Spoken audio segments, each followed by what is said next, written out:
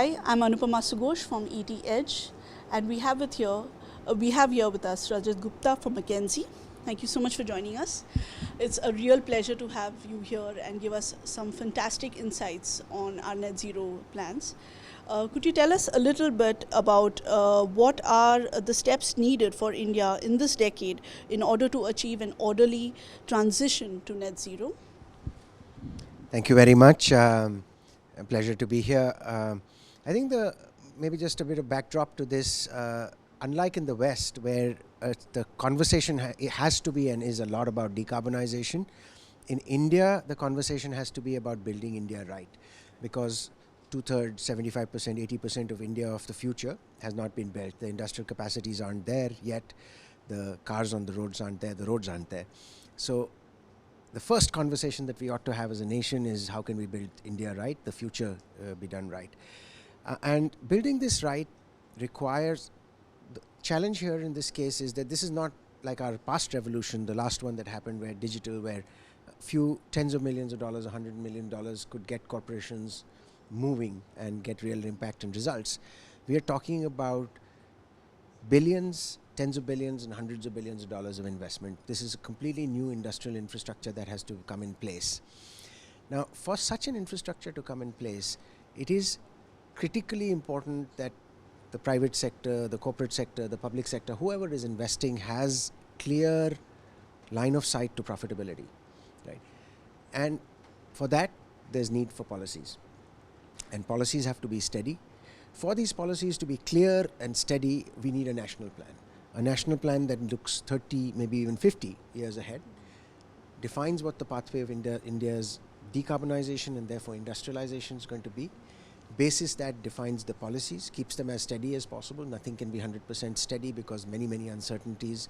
There are many things that will evolve, technologies will change. We will learn a lot as the decarbonization journey of the world proceeds.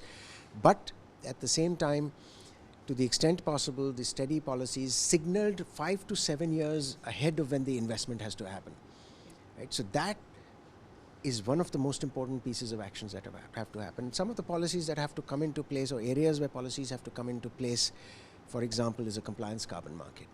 There's a conversation on that topic, but what is the carbon price going to be most likely 5, 7, 8 years from now? Can I invest behind that? Will it be profitable for me to invest in capacities which are greener capacities now to be able to benefit from carbon prices? How much will, so there's compliance carbon markets. There's policies around circularity that have to come into place. Many have, but also demand signals have to come into place. There is land policies that have to come into place, some sort of a land use mission, because we're going to be short of land. There's capacity expansions that have to happen in many other different areas for which, again, policies have to be put in place. So all in all, I would say that there is a huge need for us to put things in place in this decade, substantially policy oriented, but also from a company perspective, technology oriented, capabilities that they have to stitch together. From a banker's perspective or financier's perspective, the ability to evaluate these projects. All of these have to come together in this decade for India to invest right in the next 2 decades and build India right. But do you see that happening in a way? Do you see that happening in a way? I mean, because the government is trying to do a lot in that step. Do you see that happening in a way? Yeah, I mean, I think yes. So, for example, in fact, I might use an example from the past. So, what happened with our solar mission, and consequently the subsequent actions that were taken on renewables in the last decade, is something that we are benefiting from in this decade. So we are adding 8-10 gigawatts of renewable capacity already. Now we need to quadruple, quintuple that. Right? It needs to get to 40 to 50 gigawatts a year for us to meet even our NDC for 2030.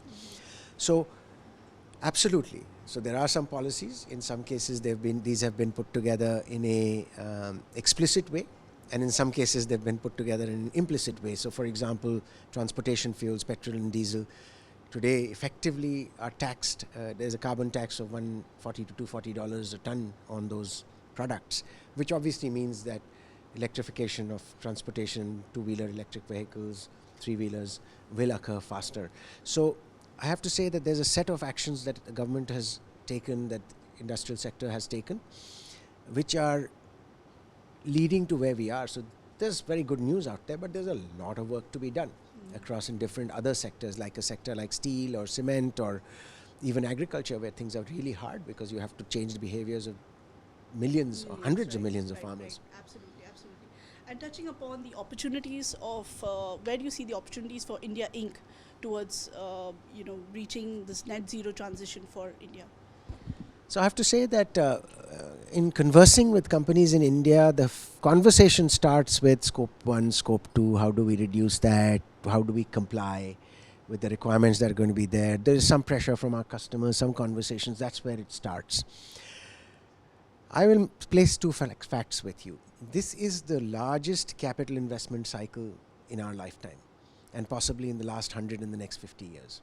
Right? So in this band, it's the largest capital investment cycle. In India, it's going to be about 6.5% of GDP. In other markets, it's at different levels, but it's order of magnitude that much. Now, this is one. The second fact I will place with you is that many green materials will be in short supply because the demand will exceed supply. Customers will ask for more. Auto customers are, for example, already indicating that we need green steel in 3 years, 5 years, 7 years. Supply may or may not keep up, and so there will be shortages for green materials. So these are two facts, right? Largest capital investment cycle that we have seen in our lifetime. Number two, shortages likely in materials and energy, right? For green energy and green materials. Now this indicates an opportunity for companies to play on the front foot. They need to, one, look for new businesses where they can invest behind, because there's going to be this investment cycle will create new industries. It is creating new industries. Solar panels is a new industry, solar development as a new industry. Many more new industries will get created effectively. There will be opportunities, right? If you decarbonize faster than others, can you actually extract premium from the market and therefore have higher margins? And we are beginning to see the signs of that. So we see that we did an analysis on a few companies that had moved towards green energy, in some cases green products, and companies that for a variety of reasons hadn't quite moved, right? One reason being that in those sectors the technologies haven't been moved. The market to book differences between these companies was 3x. So there's already significant amount of value that is being created by companies that make a move to invest behind some of the newer technologies and create new businesses in this space.